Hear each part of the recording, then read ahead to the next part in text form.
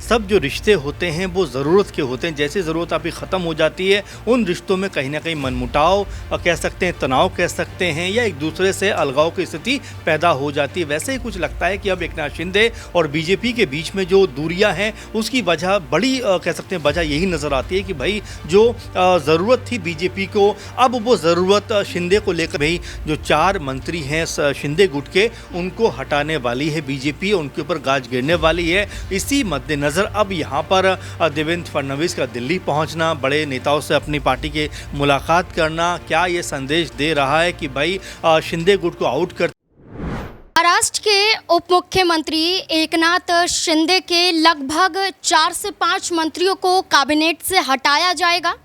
क्या एकनाथ शिंदे के मंत्रियों पर अब गाज गिर रही है? तो क्या ऐसे में अब एकनाथ शिंदे के बेटे श्रीकांत शिंदे के खिलाफ भी जांच बैठाई जाएगी? क्या एकनाथ शिंदे के बेटे श्रीकांत शिंदे को भी गिरफ्तार किया जाएगा? क्या ऐसे में महायुति गठबंधन से अपना नाता तोड़ते हुए नजर आएंगे? विपक्ष का आरोप है कि सब कुछ मुख्यमंत्री देवेंद्र फडणवीस द्वारा किया गया है। आरोप है कि एकनाथ शिंदे को हटाने के लिए भारतीय जनता पार्टी उद्धव ठाकरे से साठगांठ करने की तैयारियों में लग चुकी है। क्या ये बात सच नजर आती है? दरअसल ये आरोप शिवसेना यूबीटी संजय राउत के जरिए लगाया गया है। इस आरोपों के चलते ये माना जा रहा है कि महायुति गठबंधन में बड़ा भूचाल बीएमसी चुनाव से पहले आ सकता है। क्या खबर है? इस खबर के माध्यम से आपको पूरी जानकारी देते हैं। बीते दिनों भी आपको बताया गया था कि संजय राउत ने बड़ा आरोप लगाया है। संजय राउत खुले तौर पर ये कहते हुए नजर आते हैं कि पहले से ही मैं कह रहा था कि 4 मंत्रियों को हटाया जाएगा।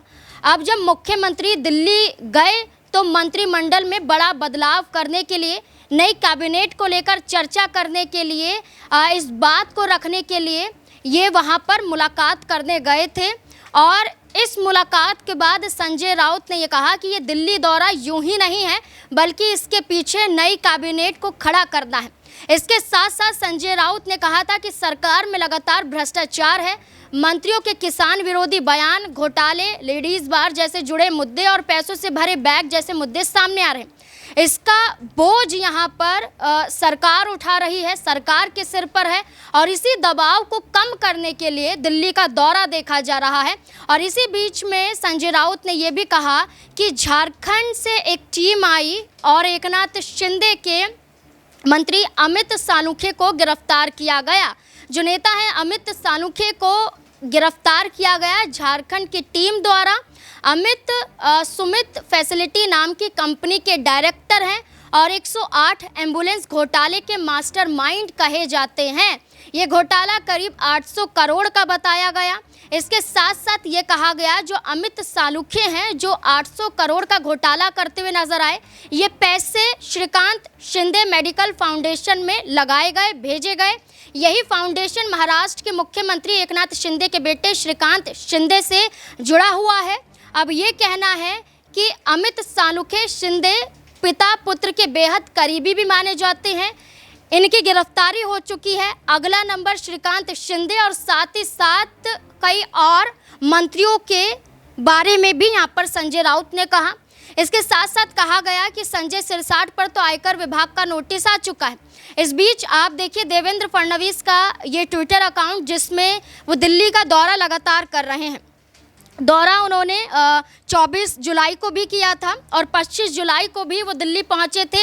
यहाँ पर वित्त मंत्री निर्मला सीतारमण से उन्होंने मुलाकात की थी, केंद्रीय मंत्री शिवराज सिंह चौहान से उन्होंने मुलाकात की, केंद्रीय गृह मंत्री अमित शाह से उन्होंने मुलाकात की, मुलाकात मनोहर लाल खट्टर से भी की। इन मुलाकात के पीछे के कारण भी यही बताए जा रहे हैं कि दिल्ली में तैयार हो रही है पूरी योजना कि क्या कैबिनेट में बदलाव किया जाए। इसी के साथ साथ आपको एक और सूचना दे देते हैं कि महायुति गठबंधन में एक लेटर वॉर चल रहा है, जिसमें एकनाथ शिंदे के जो मंत्री हैं संजय सिरसाट, उनका जो वॉर चल रहा है वो भारतीय जनता पार्टी की राज्य मंत्री माधुरी मिसाल के साथ है।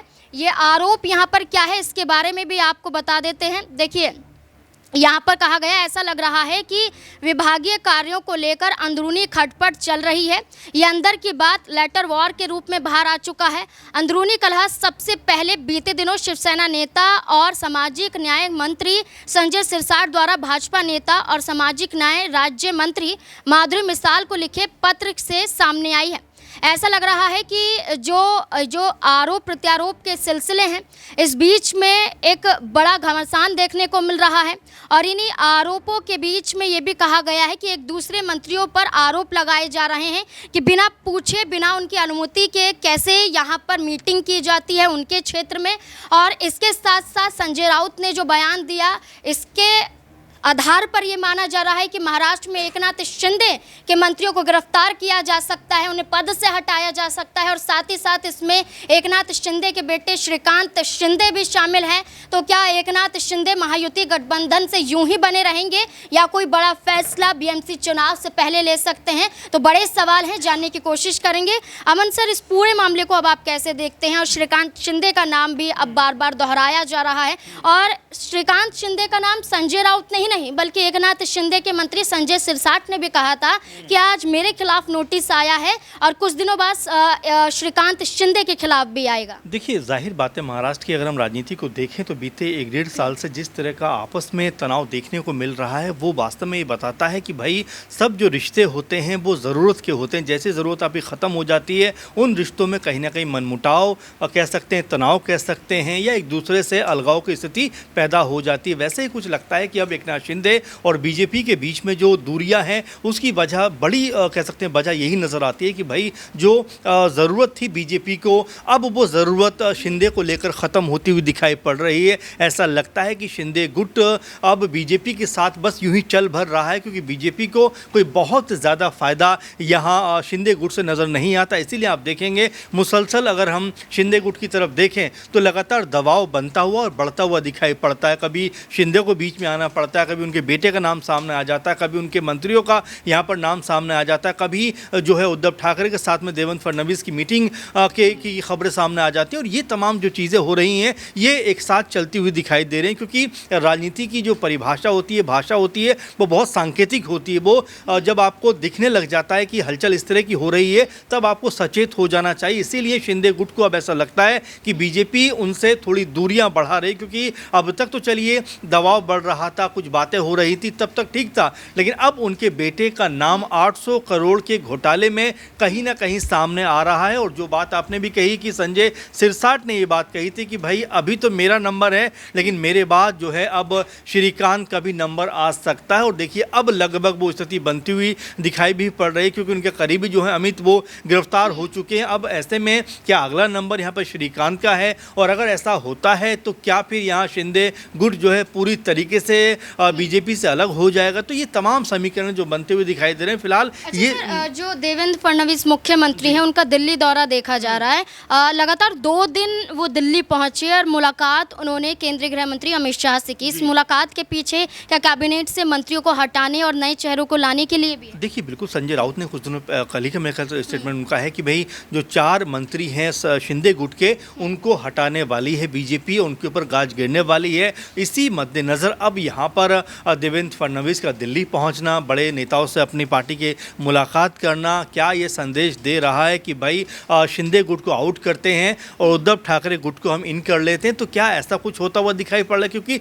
जो संभावनाएं बन रही नाज़मीन वो लगभग ऐसी बनती हुई दिखाई पड़ रही हैं, जहाँ पर ऐसा लगता है कि शिंदे की विदाई के बाद यहाँ पर उद्धव ठाकरे का आगमन हो सकता है और यहाँ जो सरकार है वो बीजेपी के साथ में उद्धव ठाकरे को मिलाकर बीजेपी आगे चलना चाहती है। क्योंकि मजाक में ही सही, लेकिन फडणवीस ने विधानसभा के अंदर जो कहा, क्या वो अब पूरा होता हुआ दिखाई पड़ने वाला है? क्योंकि यहाँ पर शिंदे गुट के ऊपर जिस तरीके से दबाव बनाया जा रहा है ये समझा जा सकता है कि या तो उनको कहा जा रहा है कि भाई आप खुद हट जाइए, नहीं तो फिर बीजेपी इस तरह से पूरा कह सकते हैं कि जो रणनीति है बनाएगी, समीकरण बनाएगी कि खुद ही शिंदे गुट जो है वो बीजेपी से अलग थलग हो जाएगा। देखिए, बिल्कुल अगर बात करें तो प्रेशर पॉलिटिक्स, ये प्रेशर पॉलिटिक्स के आधार पर किसी को हटा हटाया, किसी को जोड़ा भी जा सकता है। और भारतीय जनता पार्टी के जरिए ये कई बार कई राज्यों में देखा भी है। और महाराष्ट्र की राजनीति में कुर्सी का खेल तो हमेशा से चर्चाओं में रहता है और एकनाथ शिंदे को सहारा बनाया गया, अब एकनाथ शिंदे को किनारे किया जा रहा है।